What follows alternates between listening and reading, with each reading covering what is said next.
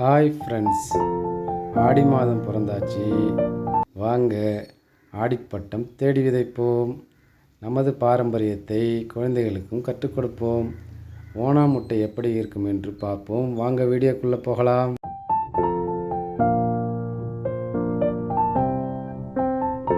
அதான் பாருங்கள், எங்கள் வீட்டில் இன்றைக்கி ஞாயிற்றுக்கிழமை பசங்க வீட்டில் இருப்பாங்க. அதனால் இன்றைக்கி கொல்லையை சுத்தம் பண்ணி விதைக்க தயார் பண்ணலான்ட்டு பசங்களை கூட்டிகிட்டு கொல்லைக்கு வந்துட்டேன். இங்கே பாருங்கள், அந்த முன்னாடி இருந்த இடத்த சுத்தம் பண்ணிவிட்டு அந்த இருந்த கொல்லையை ஃபுல்லாக கொத்தியாச்சு. ஃபுல்லாக கொத்தி வாங்கிட்டு அதுக்கப்புறம் அந்த மணலை நிரவி குப்பரியை போட்டு அரித்து சுத்தம் பண்ணி கீரை விதைக்க தயாராகிட்டோம். எங்கள் 2 பசங்களும் வச்சுக்கிட்டு இன்றைக்கி வேலை வாங்கினது தான் நமக்கு வேலை.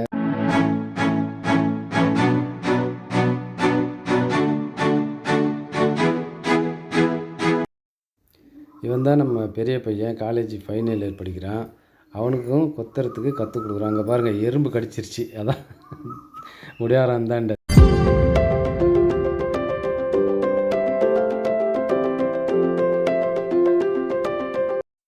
ஹலோ, இங்கே பாருங்கள், இவர் தான் நம்ம சின்ன ஆள். தலைவருக்கு வெட்ட தெரியல, விரட்டி அவனுக்கு ட்ரைனிங் கொடுக்குற பாருங்க. வெட்டி ஒரே முட்டா எடுக்கிறான். வெட்டி தூக்க முடியல, இருந்தாலும் வெட்டுறான்.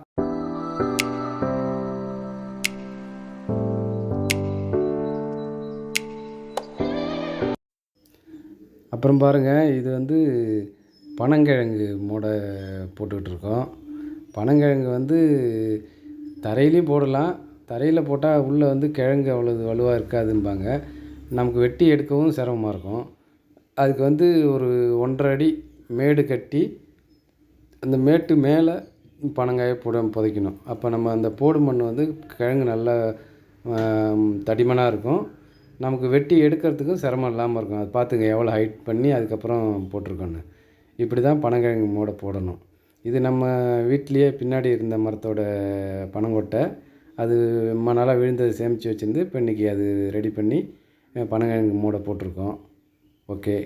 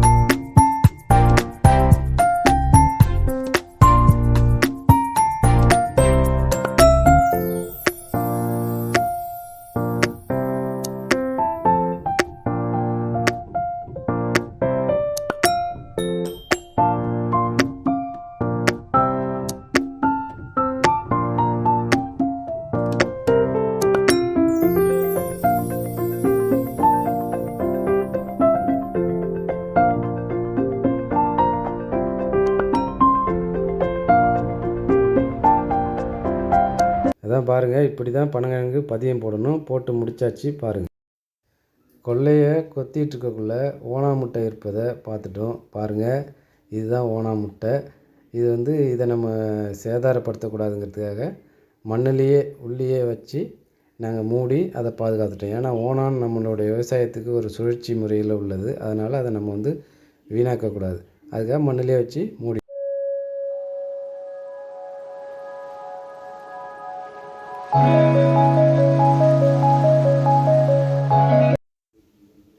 அதான் பாருங்கள், இப்போ அந்த கொத்துனது எல்லாத்தையுமே குப்பை வச்சு தட்டி குப்பையெல்லாம் அரித்து எடுத்துகிட்டு அந்த இடத்த மட்டம் பண்ணி லெவல் பண்ணிட்டோம்.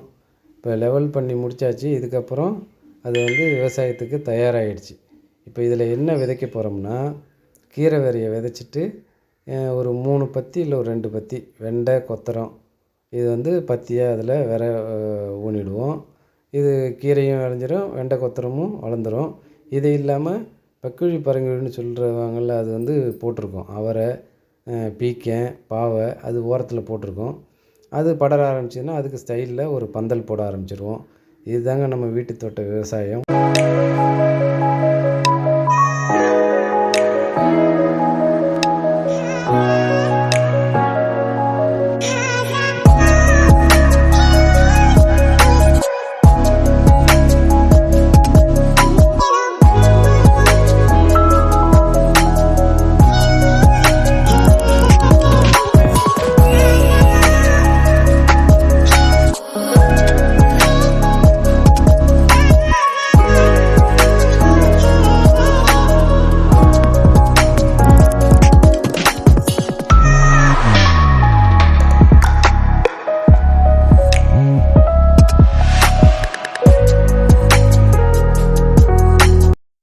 அதான் பாருங்கள், இப்போ நாங்கள் இது எல்லாம் நீட்டாக பர்ஃபெக்டாக செஞ்சு முடித்தாச்சு.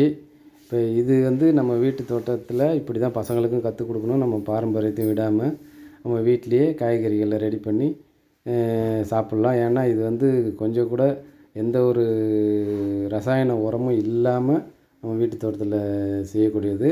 அதனால் நீங்களும் இதை பார்த்துட்டு, இந்த வீடியோவை பார்த்துட்டு வீட்டு தோட்டத்தில் இருக்கிற இடத்துல விதைய விதைச்சி சொந்தமாக பயிர் வச்சு சாப்பிடுங்க. அடுத்தது இதோட சுவையும் டேஸ்ட்டும் அல்டிமேட்டாக இருக்கும், அருமையாக இருக்கும் சாப்பிட்றதுக்கு. நம்ம உடம்புக்கும் ஆரோக்கியமானது. அதனால் நீங்களும் இந்த வீடியோவை பார்த்து ஃபாலோ பண்ணுங்கள். வீட்டு தோட்டம் எப்படி செய்கிறதுன்னு பார்த்து நீங்களும் கற்றுக்கிட்டு பாருங்கள். இடம் தெரியுதா எவ்வளோ அருமையாக நீட்டாக பண்ணி வச்சுருக்கேன் பாருங்கள். இப்போ இதில் அப்படியே கீரையை விதைச்சி விதை பண்ணால் அருமையாக வரும். இந்த ஒரு வீடியோ பார்த்த அனைவருக்கும் நன்றி.